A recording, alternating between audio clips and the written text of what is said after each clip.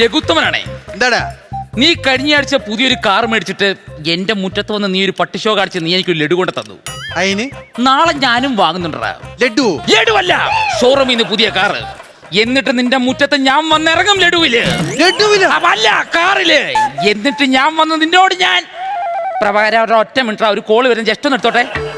പൈസ തരാന്ന് പറഞ്ഞ അവറാച്ചൻ മുതലാളി. ഹലോ മുതലാളി. എടാ മക്കളെ, ചെറിയൊരു പ്രശ്നമുണ്ടല്ലോ. എന്നാ മുതലാളി? പൈസ റെഡി ആയിട്ടില്ല. പൈസ റെഡി ആയിട്ടില്ലേ? അല്ല മുതലാളി, 2 ലക്ഷം രൂപ നാളെ കിട്ടില്ലെങ്കിൽ എന്റെ ഫുള്ള് പ്ലാൻ പൊളിയും എന്ന് പറഞ്ഞ ഇത് ഞാൻ അച്ചടിച്ചെടുക്കണത്. പോരാ അവിടെ. അല്ല മുതലാളി, ഞാൻ പറയാം 2 ലക്ഷം രൂപ. ഹലോ അയ്യോ മുതലാളി വെച്ചിട്ട് പോയി 2 ലക്ഷം രൂപ ഞാൻ അവിടെ പോട്ടുണ്ടാക്കും. എന്തിനാ ഞാൻ പൈസക്ക് വേണ്ടി തണ്ടുന്നേ? അവളെ സ്വർണ്ണം ഉണ്ടല്ലോ, ആ സ്വർണ്ണം നമുക്ക് അങ്ങ് പണയം വെച്ചാ പോരെ. സുമേ, എന്താ ഇങ്ങോട്ട് വാടി പൊന്നെ. എന്റെ പ്രണയത്തിൻ താജ്മഹലിൽ വന്നു ചേർന്നൊരു മനശലഭം. എന്താ പതിവില്ലാതെ ഒരു സ്നേഹപ്രകടനം? സുമേ, ഞാൻ നിനക്കൊരു ഡയമണ്ട് നെക്ലസ് മേടിച്ച് കഴുത്തിയിട്ട് വന്നാൽ നിനക്ക് എന്തെങ്കിലും കുഴപ്പമുണ്ടോ? വാങ്ങിച്ചു വന്ന ഞാൻ ഇടും. പക്ഷെ ചെറിയൊരു കുഴപ്പമുണ്ട്. എന്താ? ഈ ഡയമണ്ട് ഇടയ്ക്ക് ആ സ്വർണ്ണം ഇരിക്കുന്ന കാണാൻ വേണ്ടി ഭയങ്കര വൃത്തിയാണ്. അതുകൊണ്ട് നമുക്ക് ഈ ഡയമണ്ട് വാങ്ങിക്കുന്നതിന് മുമ്പ് നമുക്ക് പോയ സ്വർണ്ണം അങ്ങ് പണയം വെച്ചാലോ?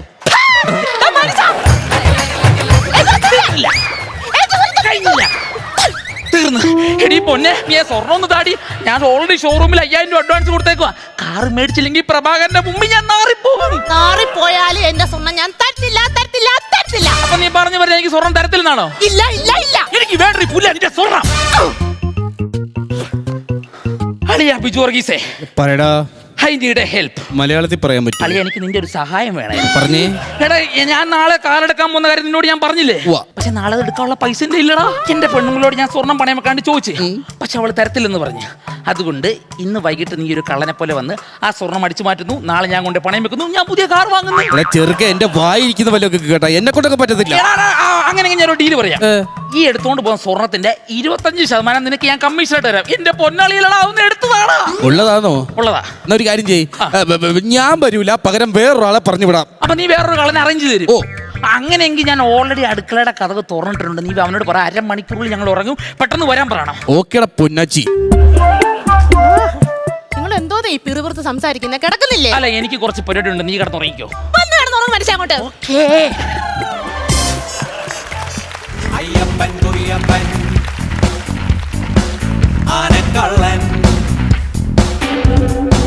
ചെറുപ്പത്തി നല്ല ഉറക്കം രണ്ടുപേരും.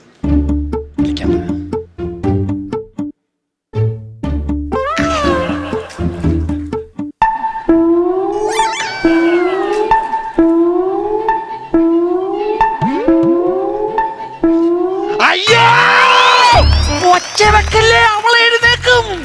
കള്ളനാണല്ലേ? എങ്ങനെ മനസ്സിലായി? അല്ലാതെ ഈ പാതിരാത്രി എന്റെ വീട്ടിൽ ജില്ലാ കളക്ടർ വന്ന് കയറി വരത്തില്ലല്ലോ. ഇത്ര നേരം എവിടെയായിരുന്നു? ഞാൻ കുറെ നേരമായിട്ട് കാത്തിരിക്കുവായിരുന്നു. റൂട്ട് മാറുന്നുണ്ട്.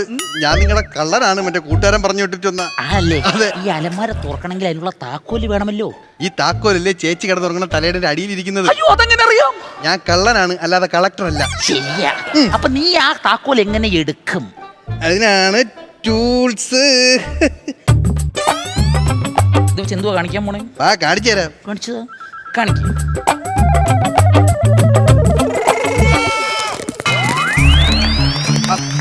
ആ ഉപ്പ് തിന്നു. കുഴപ്പമില്ല, കുറച്ചും മോള് വാ തുറന്നോളൂ. എന്തിന്? കേട്ടിട്ടില്ലേ ഉപ്പ് തിന്നുമ്പോൾ വെള്ളം കുടിക്കുമെന്ന്? അതല്ലെന്ന്, ഇവർ എഴുന്നേറ്റ് അത് എടുക്കാൻ പറ്റും. എന്റെ ഐഡിയ തീർന്നു. എന്തെങ്കിലും ഉണ്ടെങ്കിൽ പറ. കുഴപ്പമില്ല, എന്റെ ഒരു ഐഡിയ ഉണ്ട്. എടാ, ഈ പെണ്ണുങ്ങൾക്ക് ഒരു പ്രത്യേകതര സ്വഭാവം ഉണ്ട്. എന്താണ്? ഇവളുമാർ ഈ ഉറയും കിടക്കുന്ന സമയത്ത് ഇവളുമാരെ ഉത്ബോധ മനസ്സ് എപ്പോഴും ഉണർന്നിരിക്കും. അതുകൊണ്ട് നമ്മൾ ഇവളുമാരെ എങ്ങനെ പൊക്കി പറഞ്ഞാലും ഇവളുമാര് തന്നെ പൊങ്ങിക്കോളും. എങ്ങനെ? കാണിച്ചു തരാം. സുമേ, നീ എന്തൊരു സുന്ദരിയാണ്. എന്റെ അറിവ് ശരിയാണെങ്കിൽ ഈ പഞ്ചായത്ത് നിന്റെ അത്രയും ഗ്ലാമറുള്ള ഒരു അപ്സരസ് വേറെ ഇല്ല. നിന്റെ ആ കലകല എന്നുള്ള ശബ്ദം പൂങ്കുയിൽ പാട്ട് പാടുന്നേക്കാളും അപ്പുറമാണ്. പൂങ്കുയിലൊന്ന് മാറ്റി പിടിക്കാൻ പറ്റൂ? എന്തിനാ? വലിയ ചേർച്ചയൊന്നും ഇല്ല. ലോജിക്കലി കറക്റ്റ് ആകുന്നില്ല. ശരിയാ.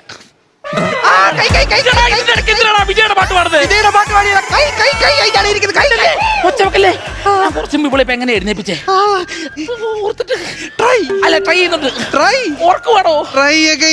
നിന്ന് ചന്ദ്രലെ കളിക്കാറാ. ഞാനൊന്ന് ആലോചിക്കട്ടെ. കിട്ടി. സുമേ, നീ എന്തൊരു സുന്ദരിയാണ്. എന്റെ അറിവ് ശരിയാണെങ്കിൽ ഈ പഞ്ചായത്ത് നിന്റെ അത്ര സൗന്ദര്യമുള്ള പെണ്ണ് വേറെ ഇല്ല. നേരെ കൈ എടുത്തോണ്ട് പോടാ. ഇതെങ്ങനെ തിരിച്ചു പോകും? കാണിച്ചു തരാം. ഇത്ര ഉള്ളു. നീ ഇവിടെ അലമാര തുറന്നേ. അതെ, കുടിക്കാൻ ഇച്ചിരി വെള്ളമെങ്കിലും കിട്ടൂ. ആദിത്യ മര്യാദ. ആ. സോറി, ഞാൻ അതിനെ കുറിച്ച് മറന്നുപോയി. ഞാൻ പോയിട്ട് ഇപ്പൊ വെള്ളം എടുത്തോണ്ട് വരാം. നിൽക്കണോ അവിടെ? ഞാനൊന്നും കാണുന്നില്ല എന്ന് നീ കരുതിയല്ലേ? ഇവിടെ വാടാ.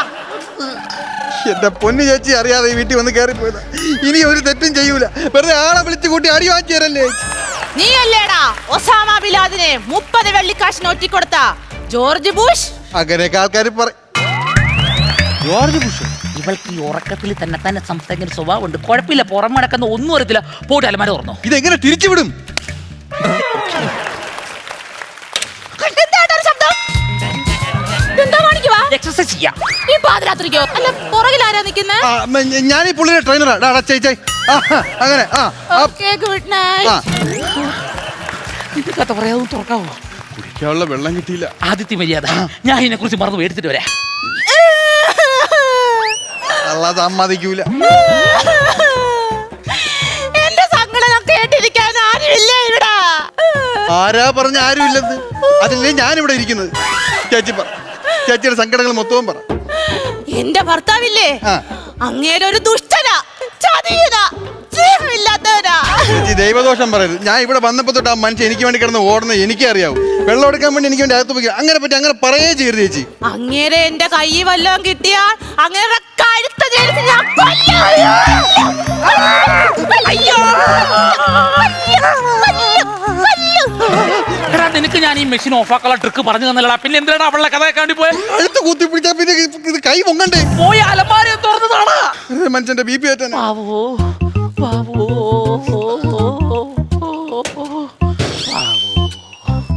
സാധനം കിട്ടി. ഓക്കെ. അല്ല, എന്റെ കൈ തരില്ലേ? എന്റെ ഫിംഗർ പ്രിന്റ് വരും. നീ എന്റെ കൂട്ടുകാരനെ കൊണ്ട് ഇത് കൊണ്ട് കൊടുക്കണം. എന്നിട്ട് അവനോട് നീ പ്രത്യേകമായിട്ട് പറയണം, ഇത് പണയം വെച്ച് കിട്ടുന്ന പൈസ നാളെ രാവിലെ വന്ന് ഞാൻ മേടിച്ചോളാം, കാറ് മേടിക്കാൻ വേണ്ടി. ഓ, അപ്പൊ ഞാൻ അങ്ങ് പോണം. നീ ഇറങ്ങി പോണം. ഈ സ്വർണ്ണം കൊണ്ട് ഇറങ്ങി പോണം. ഓക്കെ. അങ്ങോട്ട് ഇങ്ങോട്ട്. അയ്യോ അയ്യോ അയ്യോ, ഒരു മിനിറ്റ്. ഒരു കാര്യം ചോദിക്കാൻ ഞാൻ മറന്നുപോയി. പോകുന്ന വഴിക്ക് വല്ലതും മേടിച്ച് കഴിച്ചു. എന്തിനാ കരയുന്നേ? ആദ്യമായിട്ട് ഒരു വീട്ടിൽ പോയി പോട്ടിച്ചിട്ട് ഇറങ്ങുമ്പോ കഴിക്കാൻ പൈസ തരുന്നത് സാധാരണ ഇടിയാ കിട്ടിക്കൊണ്ടിരുന്നത്. എന്നെ കൂടെ കരയിപ്പിക്കാതെ ഇറങ്ങി പോടാ പട്ടി.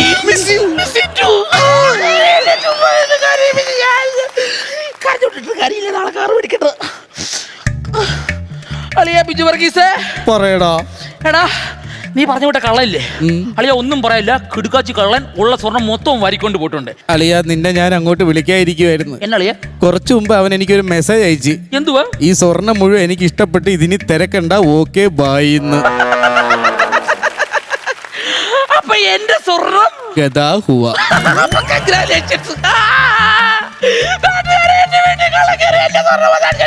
അയ്യോ, ദേവടുത്ത് പോത്ത് പോലെ കടന്നുറങ്ങുന്നത്.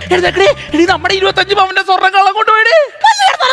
നിനക്ക് മനസ്സിലായില്ലടി? നമ്മുടെ 25 പവന്റെ സ്വർണ്ണം കള്ളം കൊണ്ടുപോയിട്. ആര് കൊണ്ടുപോയെന്നാ? പുറത്തും കൊണ്ട് ഞാൻ കണ്ടല്ലേ.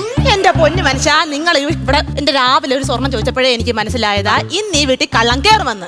അതുകൊണ്ട് നേരത്തെയാണ് ഞാൻ ആ സ്വർണ്ണമൊക്കെ എടുത്ത് മാറ്റി ഡ്യൂപ്ലിക്കേറ്റ് എടുത്ത് വെച്ചത്. പിന്നെ നിങ്ങളും ആ കള്ളനും കൂടെ കാണിച്ചു കൂട്ടി എല്ലാം ഞാൻ അറിയുന്നുണ്ടായിരുന്നു. ബാക്കി രാവിലെ തരാം. അപ്പൊ വന്ന് കിടന്ന് ഉറങ്ങ്. അല്ല, അങ്ങനെയെങ്കിൽ പൊന്നെ നീയേക്കാൾ പണയം വെച്ചിട്ടില്ലല്ലോ. അപ്പൊ ആ സ്വർണ്ണം എടുത്താൽ ഞാൻ പോയിട്ട് കാറ് മേടിക്കട്ടെ. തരില്ല ഞാൻ. കിടക്കുന്നില്ലേ? ഒരു മിനിറ്റ്, അതിനും ഒരു ഫോം വിളിക്കാറുണ്ട്. പ്രഭാകര, ലഘുത്തമനാണേ. നിനക്ക് ഉറക്കമൊന്നും ഇല്ലേടേ? ഇല്ല, ഇതിവിടെ പറഞ്ഞിട്ട് ഉറങ്ങാന്ന് വിചാരിച്ചു. നീ കഴിഞ്ഞ ആഴ്ച പുതിയൊരു കാർ മേടിച്ചിട്ട് എന്റെ വീട്ടിൽ വന്ന് പട്ടിഷോ കാണിച്ചിട്ട് നീ എനിക്കൊരു ലഡു കൂടെ തന്നില്ലേ? അതിന് ഞാനത് ക്ഷമിച്ചടാ പട്ടി. ഫ്ലവേഴ്സ് ഒരുക്കുന്ന കാഴ്ച വസന്തം യൂട്യൂബിൽ പ്രേക്ഷകർക്ക് ലൈവായി കാണാം. ഫ്ലവേഴ്സ് കോമഡിയിൽ ജോയിൻ ചെയ്യൂ, ആസ്വദിക്കൂ.